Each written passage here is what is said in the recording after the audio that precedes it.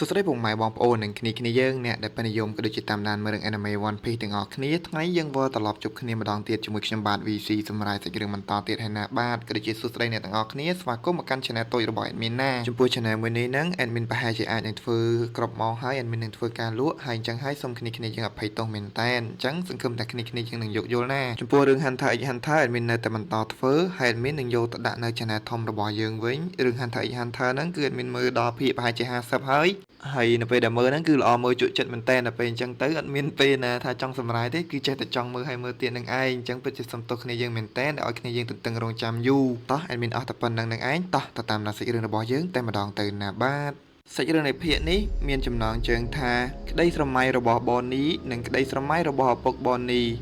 ីនាពេលអនាគតជាមនុស្សដែលមានសេរីភាពបំផុតសាច់រឿងគឺបានចាប់ផ្ដើមឡើងនៅមនុស្សគ្រប់គ្នាដែលពួកគេកំពុងតែធ្វើការចាំស្ដាប់ជាមួយនឹងសន្ទរកថារបស់ដុកទ័រវេកផាំងប៉ុន្តែសម្លេងមួយនឹងត្រូវបានដាច់ទៅហើយនៅខាងកោះអេកហេដណេសវិញនឹងពួកទាហានជើងទឹកបានសម្លឹងមើលទៅកាន់ពួកសត្វយក្សដោយមិនបានដឹងថាពួកសត្វយក្សទាំងនឹងគឺជាតាចាស់ទាំង5គឺជា Fire Elder របស់ពួកគេនោះទេនៅពេលជាមួយនឹងគ្នានឹង Fire Elder ហ្នឹងគឺបានសួរទៅកាន់យកថានៅពេលនេះតើដុកទ័រវេកផាំងខ្លួនដតីទៀតនឹងមានចំនួនប្រមាណអ្នកដែលនៅរស់ចំពោះឯខ្លួនដុកទ័រវេកផាំងដតីដែលនៅរស់មានចំនួន2នាក់លេខ5និងលេខ2លេខ5គឺជា Atlas លេខ2គឺជាយកក្រោយពីបានដឹងអញ្ចឹងហើយនឹងតាចាស់ទាំង5ចង់សម្លាប់អ្នកទាំងពីរគឺដូចជាទុកតែយកតែម្នាក់តែប៉ុណ្ណោះចំពោះនៅខាងការគូឯណេះវិញនឹងគាត់គឺបានឲ្យជាមួយនឹង Stussy ចាក់ចេញទៅ Stussy នាងដឹងហើយថាបន្តិចទៀតខ្ញុំនឹងធ្វើអ្វីនឹងត្រឡប់ទៅណាពួកយើងធ្លាប់ជាមិត្តភក្តិនឹងគ្នាខ្ញុំមិនចង់មានទំនាស់ជាមួយនឹងនាងនោះទេសូមនាងចាក់ចេញទៅចោះបន្តិចទៀតនៅពេលដែល Lucy មកដល់ហ្នឹងគឺខ្ញុំមិនអាចបញ្ឈប់គេនោះទេអញ្ចឹងហើយនាងត្រូវតែទៅណា Stussy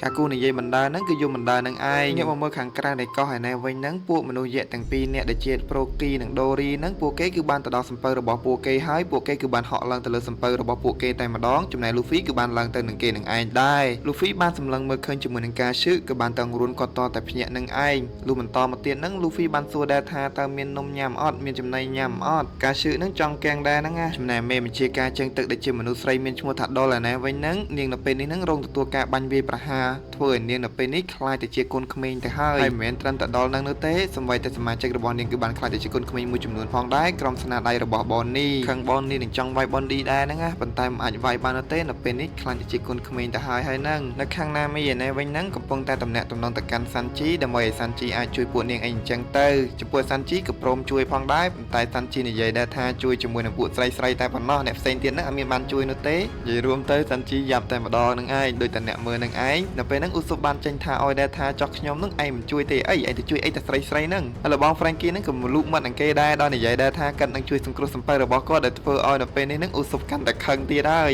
ចំពោះ Luffy របស់យើងនៅពេលនេះហ្នឹងកំពុងតែញ៉ាំជាមួយនឹងចំណីអាហាររបស់គាត់នឹងឯងដែលពាក់ចុងផុសនិយាយដែរថាញ៉ាំមួយទៅប៉ុន្តែ Luffy ទទួលចង់ញ៉ាំបន្ថែមទៀតក៏ប៉ុន្តែនៅខាងក្រៅសំពៅឯណេះវិញហ្នឹងអាតាបាក់សៃហ្នឹងគឺបានបាញ់ការវាយប្រហារទៅលើសំពៅរបស់ពួកមនុស្សយក្សឲ្យឆេះមួយចំនួនផងដែរក៏នៅពេលហ្នឹងសំឡេងមួយគឺបានលឺឡើងតែម្ដងគឺជាសំឡេងស្គរដៃដែលនិយាយអំពីសំឡេងបេះដូងរបស់ Joy Boy នៅពេលនេះ Luffy គឺបានផ្លាស់ប្ដូរនៅរាងកាយរបស់គាត់ខ្លាចទៅជា Joy Boy ម្ដងទៀតដែលស្ថិតនៅក្នុងទម្រង់ទី5របស់គាត់ក្រោយពី Luffy បានផ្លាស់ប្ដូរនៅរាងកាយរបស់គាត់ឲ្យទៅជាទម្រង់ទី5ហើយហ្នឹងសំពៅរបស់ពួកមនុស្សយក្សហ្នឹងគឺខ្លាចទៅជាកស៊ូទាំងទឹកទាំងអីនឹងឯងនៅពេលជាមួយនឹងគ្នាហ្នឹងរឿងចម្លែកមួយទៀតហ្នឹងគឺពួកមនុស្សយក្សបាននាំគ្នារំនៅពីមុខភ្លើងដែលកំពុងតែឆេះនៅលើសំពៅរបស់ពួកគេគឺបានរំជុំវិញអមជាមួយនឹង Luffy ក៏កំពុងតែរំនៅពេលហ្នឹង Bonnie គឺបានសម្លឹងមើលទៅកាន់ Luffy គឺដូចជាសម្លឹងមើលទៅកាន់ពួកមនុស្សយក្សកំពុងតែធ្វើការរំហ្នឹងដូចជារំថ្វាយជាមួយនឹងអ្វីមួយទៅកាន់អត្តទេពនីកាអញ្ចឹងដោយដែលឪពុករបស់នាងបានរំនៅពីមុខនាងពីមុនសំឡេងរបស់ Luffy គឺបានបន្លឺឡើងដោយស្រែកហៅឈ្មោះរបស់ Bonnie ថា Bonnie នៅពេលនេះគួរតែធ្វើដូចគាត់ទៅ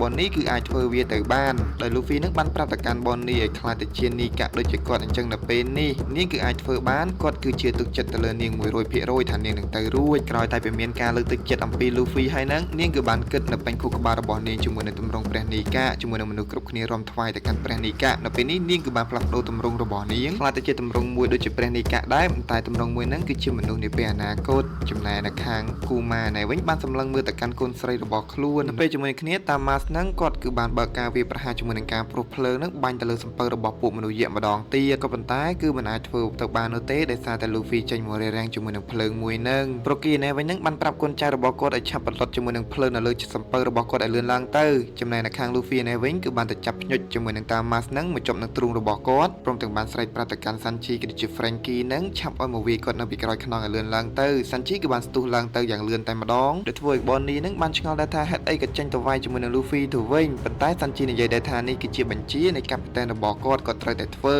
ក្រោយតែពេលដឹងអញ្ចឹងហើយហ្នឹងនាងគឺចាប់ផ្ដើមចេញទៅដែរគឺដើម្បីវាយពីក្រោយខ្នង Luffy តែមិនមែនវាទៅដៃរបស់នាងនោះទេចប់ជាមួយនឹងអបមិនមែន Haki វាជាមួយនឹង Luffy ដែល Luffy ស្រែកដែរថាឈឺខ្លាំងណាស់